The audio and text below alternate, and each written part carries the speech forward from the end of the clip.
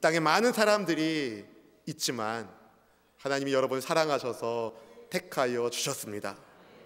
주님의 부름받은 저와 여러분은 하나님을 예배하는 자리로 하나님께 경배하는 사람으로 이 시간을 드리고 있습니다. 우리는 세상과 다릅니다. 하나님이 우리 아버지시기 때문에. 그런데 안타깝게도 최근 연구조사에 따르면 지금 젊은 세대 갈수록 세상을 닮아가고 있다는 보고가 있습니다. 학원 복음화 협의회가 지난 2006년과 2009년, 2012년에 의해 이어서 올해 2017년도에도 한국 대학생의 의식과 생활에 대한 조사 연구를 실시했습니다. 최근에 발표됐는데 일반인 대학생 1000명, 개신교 대학생 200명, 그리고 선교단체 소속 대학생 99명, 총 1299명을 대상으로 조사했는데요. 기독교인 청년과 비기독교인 청년들을 비교했을 때 차이가 거의 없다는 결론이 나왔어요. 과거 있었던 조사에서도 차이가 별로 없었는데 갈수록 없는 차이조차 좁혀지고 있다는 거예요. 기독 청년들이 우리 조국교회의 미래인데 갈수록 세상과 다르지 않다? 이것은 세상의 기준에 지금 그들이 쫓아가고 있다는 증거가 됩니다. 그래서 이것은 아주 심각한 문제라고 볼 수 있습니다. 세상과 다르지 않은 그리스도인을 어떻게 진짜 그리스도인이라고 누가 말할 수 있겠습니까? 어디부터 잘못된 것일까요? 여러분은 어떻습니까? 여러분의 자녀들은 어떻습니까? 우리 교회 청년들은 어떻습니까? 우리의 다음 세대들은 어떻습니까? 우리의 다음 세대들에게 그리스도인이라는 자긍심을 심어주는 우리 교회가 되기를 바랍니다. 세상과 다르게 하나님 나라의 백성답게 주의 영광을 위하여 사는 믿음의 세대가 우리 교회를 통해서 여러분의 기도를 통해서 일어나기를 주님의 이름으로 축원합니다. 로마서 12장 2절 말씀이 우리에게 이렇게 이야기합니다.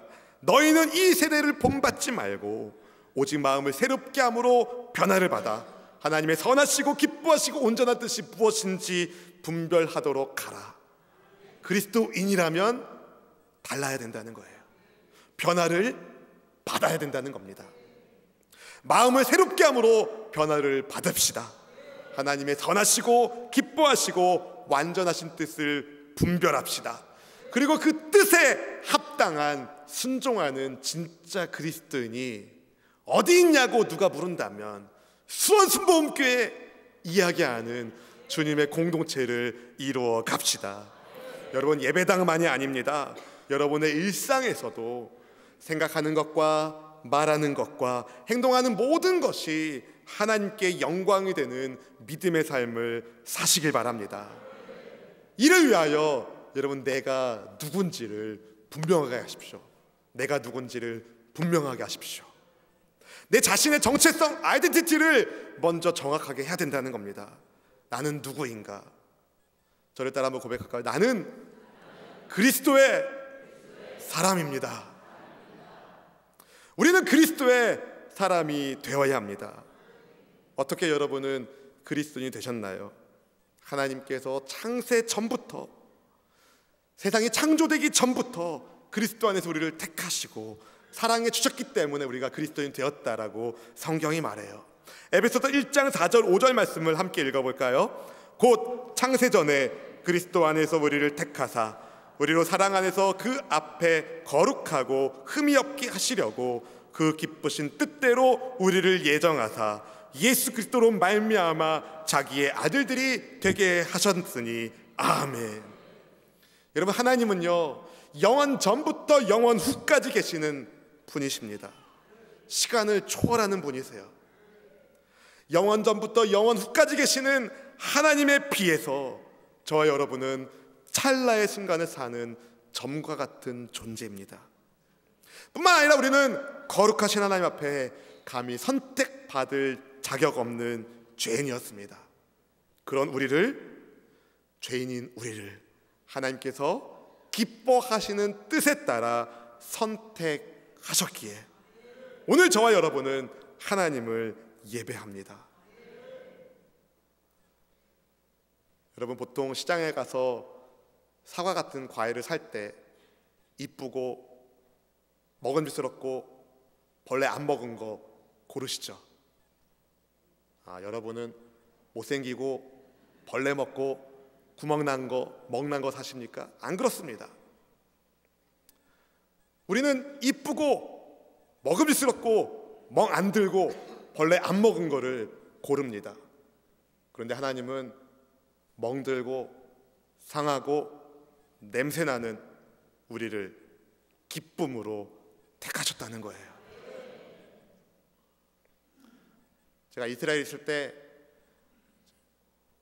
한 8시쯤, 오후 8시쯤 시장에 가요. 그럼 좌판에 깔려있는 그 물건들을, 그 야채들을 다 팔고 나머지는 그냥 다 바닥에 다 버립니다.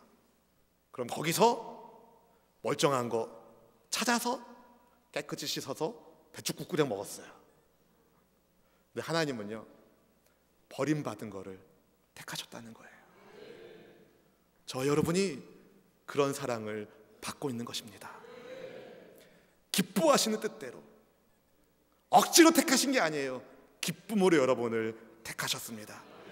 우리로 하여금 흠없고 거룩한 하나님의 자녀가 되게 하게 하시려고 예수님을 통하여 우리는 하나님의 자녀가 되었습니다. 그래서 우리는 마땅히 하나님께 찬송으로 영광을 돌려야 하는 것입니다.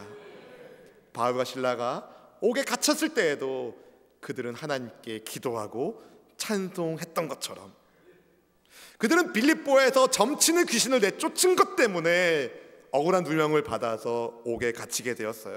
착한 일을 했지만 그 여종을 이용해서, 점치는 귀신을 이용해서 돈 벌던 여종의 주인들에 의하여 로마 사람들이 받지 못할 이상한 풍속을 전한다는 누명을 받고 빌립보 도시를 요란하게 한다면서 선교사 일행을 마구 때리고 옥에 가두었습니다. 발에는 착고를 찬 채. 그런데 한밤중에 바울과 실라가 하나님께 기도하고 찬송했죠. 그러자 어떤 일이 벌어집니까? 큰 지진이 함께 나고 옥터가 움직이고 옥문이 착 열리고 착고가 탁탁탁 풀어지고, 할렐루야, 하나님의 초자연적인 역사가 일어났습니다. 바울과 실라를 죄수로 취급했던 간수가 이 기적 앞에 놀라면서 선교사들 앞에 엎드려 물었습니다. 선생님, 제가 어떻게 해야 구원을 얻을 수 있을까요? 그때 복음의 증인들이 뭐라고 대답합니까? 주 예수를 믿으라. 그러면 너와 네 집이 구원을 받으리라. 여러분, 예수님을 믿어야 된다는 것을 강력하게 전했습니다. 할렐루야. 여러분, 이 말을 할 때 바울과 실라가 예수님을 한번 믿어보세요, 그러면 됩니다, 그러지 않았어요. 그리스도인으로서의 자긍심을 가지고, 야, 하나님이 우리와 함께 하신다, 이 믿음의 확신을 가지고 담대하게 전했습니다. 예수님을 믿으십시오. 그럼 구원을 받습니다. 하나님의 놀라우신 섭리 속에서 자살로 목숨을 끊으려 했던 이 빌립보 감옥의 간수가 그 밤에 예수님 믿어 하나님 백성이 됩니다. 예수님 믿게 된 그는 매 맞아서 상처로 엉망이 된 바울과 실라의 몸을 깨끗하게 씻어주고, 그리고 자기 집에 초대해서 복음의 말씀을 가족들이 다 듣게 하고 함께 예수님을 영접한 그의 가족들과 함께 침례를 받습니다. 함께 음식을 먹고, 그 밤에 그때도 야식이 있었나 봐요. 함께 음식을 먹고 하나님 안에서 큰 기쁨을 함께 나누었습니다. 이런 놀라운 변화는 불과 몇 시간 전만 해도 아무도 상상하지 못했던 일이었어요. 죄수로 취급받는 바울과 실라가 간수와 함께 음식을 먹고 신앙 안에서 크게 기뻐하다. 여러분, 그렇게 기뻐할 수 있었던 까닭은 그 밤에 부으신 하나님의 은혜가 너무 놀라웠기 때문에, 너무 감사했기 때문에, 여러분 인생에도 이런 기쁨이 넘치기를 축복합니다. 놀라운 하나님의 은혜가 부어지기를 주님의 이름으로 축원합니다. 하나님의 일하심은 이처럼 우리가 감히 상상하기 어렵습니다. 누명받아 매맞고 옥에 갇힌 선교사들 통하여 간수를 구원하시는 하나님, 그 간수를 통하여 그의 가족 또한 구원하시는 하나님, 이런 은혜의 경험이 있었기 때문에 바울은 로마 감옥에 갇혔을 때에 빌립보의 성도들에게 이런 편지를 보낼 수 있었던 것입니다. 빌립보서 1장 12절 말씀을 함께 읽어보겠습니다. 형제들아, 내가 당한 일이 도리어 복음 전파의 진전이 된 줄을 너희가 알기를 원하노라. 아멘. 사랑하는 성도 여러분, 예수님 안에서 성도가 된 여러분에게 복음이 전해지기까지 수많은 사람들이 복음을 위하여 목숨을 다해 순종했습니다. 하나님의 부르심에 순종해서 씨앗을 뿌렸기 때문에 하늘 보좌를 내버려 두고 이 땅에 오신 예수님과 예수님의 마음을 알고 예수님을 닮은 믿음의 선각자들의 헌신 때문에 저 여러분 이렇게 아름다운 예배당에서 하나님을 편안하게 예배할 수 있는 예배자가 된 것입니다. 부디 여러분 또한 여러분에게 주신 사명대로 복음을 또 다른 이웃에게 전하는 예수님의 사람 되기를 주님의 이름으로 축원합니다. 날이 밝았어요. 치안관들이, 상관들이 부하를 보내서 선교사들을 풀어주라고 명령을 내립니다. 아마 그들은 선교사들을 때리고 태형을 가하고 그 다음에 하룻밤 옥살이를 한 것으로 선교사들의 죗값을 다 치르게 했다라고 생각했던 것 같습니다. 상관의 명령을 받은 간수가 바울과 실라를 풀어주면서 평안히 가시라고 인사를 건넵니다. 그리스도 안에서 그들은 형제가 된 것이죠. 본문의 36절 말씀을 함께 읽어볼까요? 36절. 간수가 그 말대로 바울에게 말하되 상관들이 사람을 보내어 너희를 놓으라 하였으니 이제는 나가서 평안히 가라 하거늘. 아멘. 그럼 바울과 실라는 평안히 가면 되는 거예요. 근데 바울은 그냥 가지 않고 한 가지 이의를 제기합니다. 본문의 37절 말씀을 다 같이 합독하겠습니다. 바울이 이르되 로마 사람인 우리를 죄도 정하지 아니하고 공중 앞에서 때리고 옥에 가두었다가 이제는 가만히 내보내고자 하느냐? 아니라 그들이 친히 와서 우리를 데리고 나가야 하리라 한대. 바울은요, 로마 사람인 우리를 정식 재판도 거치지 않고 함부로 때리고 옥에 가두었으면서 왜 이제야 슬그머니 풀어주려고 하냐며 우리에게 잘못한 그들이 직접 와서 우리를 데리고 나가야 된다고 말했습니다. 이 말을 들은 사람들이 깜짝 놀랐어요. 왜냐하면 당시 로마 시민권을 가지고 있는 사람은 엄청난 특혜를 받았거든요. 로마 시민은 재판 없이 구금될 수 없고 재판 없이 때리는 등의 형벌을 가할 수 없었습니다. 로마 시민은 황제에게 직접 상소할 수 있었고 세금 면제와 함께 자유가 보장되었습니다.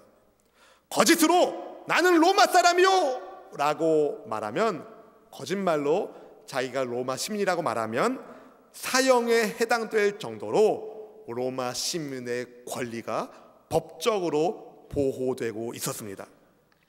사도행전 22장 28절에 보면 바울은 태어날 때부터 로마 시민이었어요. 그럼 바울을 재판도 없이 옷을 찢어 벗겼고 매로 때렸고 감옥에 가둔 겁니다. 부하들로부터 바울과 실라가 로마 사람이라는 보고를 들은 사람들이 발등에 불이 떨어진 거예요. 겁을 덜컥 먹었습니다. 그래서 바울 말대로 그렇게 합니다. 본문의 38절 39절 말씀을 함께 읽어볼까요? 부하들이 이 말을 상관들에게 보고하니 그들이 로마 사람이라 하는 말을 듣고 두려워하여 와서 권하여 데리고 나가 그 성에서 떠나기를 정하니. 아멘. 여러분, 로마 사람을 자기들 마음대로 다루었다는 사실을 알게 된 사람들이 두려워졌어요. 자칫 잘못하면 중징계나 파면될 수 있는, 인생 망하는 그런 상황이 된 거예요. 그래서 상관들이 바울의 요구대로 선교사들 찾아가서 정중히 그들에게 사과하고 위로하고 모시고 나간 다음에 그 도시에서 떠나달라고 간청한 겁니다.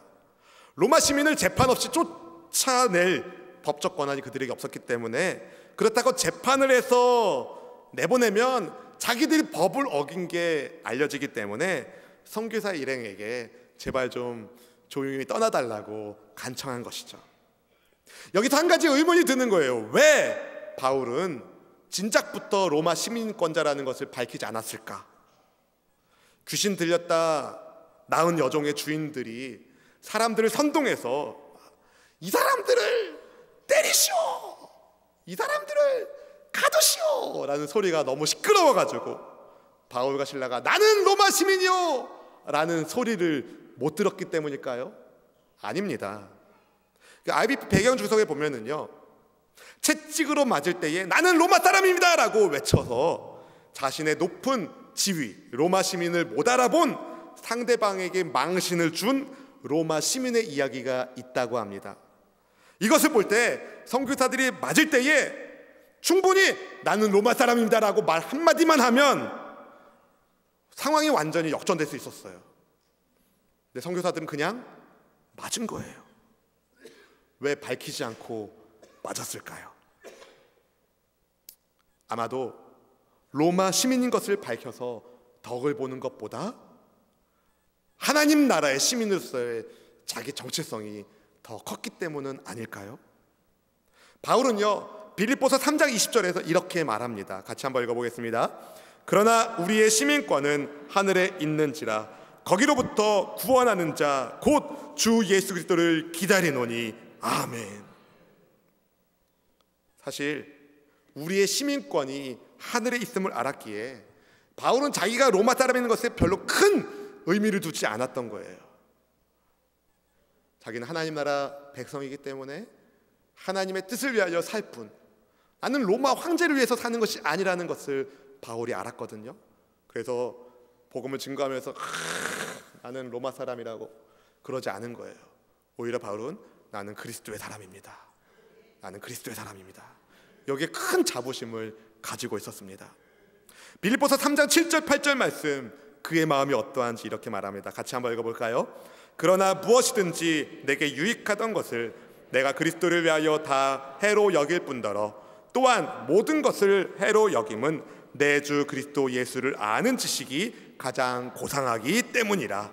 내가 그를 위하여 모든 것을 잃어버리고 배설물로 여김은 그리스도를 얻고 아멘. 여러분, 이 말씀을 볼 때에 바울은요, 예수님을 아는 지식이 가장 고상하기 때문에 그 밖에 모든 것을 오물로 여긴 거예요. 심지어 로마 시민권조차. 그래서 바울과 실라는 로마 사람인 것을 밝히지 않고 그냥 맞은 겁니다. 그리고 옥에 갇힌 겁니다. 근데 놀랍게도 하나님께서 옥에 갇힌 바울과 실라를 통해 어떤 일을 행하십니까? 간수를 구원하시고 그의 가족을 구원하시는 거예요. 그리고 한밤중에 바울과 실라가 옥중에서 기도하고 찬송한 것을 죄수들이 들었거든요. 그 죄수들 중에도 어떤 사람들은 예수님을 믿게 되었을 것입니다. 그럼 이제 날이 밝아서 상관들이 풀어줄 때 그냥 떠나면 되는데 왜 이제서야 안 밝혔다가 이제서야 자기가 로마 사람이라는 것을 드러낼까요? 밝혀야 할 이유가 있었기 때문에. 먼저는 자기들이 무죄라는 것을 알려줘야 돼요. 매 맞고 옥에 갇혔던 선교사들이 무죄라는 것을 알리고 그들에게 누명 쓰였다가 이제 된통 걸린 여종들의 주인들이 잘못되었다는 것을 드러내야 됐어요. 그리고 더 나아가서 자기들이 빌립보 도시를 떠났을 때 빌립보 교회, 이제 막 시작한 빌립보 교회를 보호하기 위해서였습니다. 이게 가장 큰 이유였어요. 생각해 보세요. 선교사들에게 누명을 씌워서 복음을 회방한 이 여종의 주인들, 그리고 빌립보 도시의 치안관들, 빌립보 교회 공동체를 가장 위험하게 만들 수 있는 사람들 아닙니까? 이 사람들에게 경고하는 거예요. 로마 사람이 우리를 니네들이 어떻게 하는 거 우리가 알고 있다. 우리가 떠나지만 교회를 함부로 대하지 말라. 이 무언의 경고가 거기에 있는 거예요. 그래서 바울과 실라가 로마 사람인 것을 밝혔기 때문에 빌립보 교회 공동체가 이제 막 시작한 그 개척 교회가 보호될 수 있었던 것입니다. 대신에 바울과 실라는 빌립보 도시를 떠나야 됐어요. 떠나기 전에 그들이 어디를 갑니까? 그 교회에 가는 거예요. 빌립보 교회. 루디아의 집에 방문해서 거기에서 형제들을 만나보고 위로하고 떠납니다. 본문 40절 말씀을 같이 한번 읽어보겠습니다. 두 사람이 옥에서 나와 루디아의 집에 들어가서 형제들을 만나보고 위로하고 가니라. 아멘. 전 여기서 이 형제들이란 단어가 너무 감동스러워요. 루디아의 집에서 시작된 빌립보 교회가 그리스도 안에서 형제가 되었다, 가족이 되었다. 바울과 실라가 빌립보 성도들을 어떻게 위로했겠습니까? 예수님 믿을 때 옥에 갇히는 것 같은 어려움이 있을 수 있습니다. 그러나 하나님이 함께 하십니다. 힘을 내세요. 그렇게 하나님의 함께 하심을 간증하고 성도들을 위로하고 격려했을 것입니다. 당시 세상의 가장 강력한 권력이라고 말할 수 있는 로마에 의하여 묶이거나 풀리는 인생이 아니라 역사의 주관자 되시는 하나님께서 우리와 함께하고 계시니 믿음 위에 굳게 서라고 위로하고 격려했을 것입니다. 로마 시민이라는 신분과 지위에 따른 자부심이 아니라 나는 그리스도의 사람이라는 것에, 위대하신 하나님의 백성이라는 것에 자부심을 살라고 권면했을 것입니다. 여러 번 말씀드렸지만 빌립보 교회 안에 다양한 사람들이 있었어요. 자색 옷감 장수하는 큰 사업 경영하는 루디아란 여인이 있었고, 옥에 갇힌 바울과 실라를 통해 예수님을 믿게 된 구원받은 간수와 그의 가족들이 있었고, 점치는 귀신 들렸지만 예수 이름으로 고침받은 여종도 있었을 것이고, 시간이 지난 후에는 앞서 말씀드린 것처럼 옥중에서 바울과 실라의 기도와 찬송 소리를 들은 회심한 죄수들도 있었을 것입니다. 이렇게 다른 사람들이 그리스도 안에서 한 형제 자매가 된 것이에요. 세상의 지위와 신분을 뛰어넘는 하나님의 공동체가 여러분 교회입니다. 어떻게 이런 공동체를 이룰 수 있었을까요? 다른 어떤 것과도 비교할 수 없는 나는 그리스도의 사람이라는 자부심, 나는 그리스도의 사람이라는 공통된 정체성이 있었기 때문에 아무리 높은 특권을 가지고 있는 로마 시민이라 하더라도 그리스도의 사람이 되지 않으면 꽝이고, 아무리 보잘것없는 옥에서 나온 죄수 출신, 귀신 들린 여종이었다가 고침받은 그 어린 소녀, 그렇게 보잘것없는 인생이라 할지라도 예수님을 믿어 그리스도의 사람이 되면 그 인생은 위대하신 하나님과 영생 복락하는 복 있는 사람이 되는 것입니다. 여러분, 우리가 살고 있는 이 시대에 가장 강력한 시민권은 뭐가 있을까요? 미국 시민권이요? 중국 시민권이요? 아니요. 하나님 나라 시민권. 무엇이 여러분의 마음을 힘들게 하고 불편하게 하고 아프게 합니까? 무엇이 여러분을 절망에 빠뜨리고 있습니까? 여러분, 믿음의 주요 온전하게 하시는 예수님을 보십시오. 예수님 안에서 나는 하나님 나라의 시민입니다. 내게는 하늘 시민권이 있습니다. 나는 아무것도 아니지만 나를 기쁨 가운데 택하신 예수님으로 인하여 나는 복의 근원이 되었습니다. 제가 미국에서 공부할 때 보니까 이 시민권이 굉장히 중요하더라고요. 그게 없으면 미국에서 살기 너무 어렵더라고요.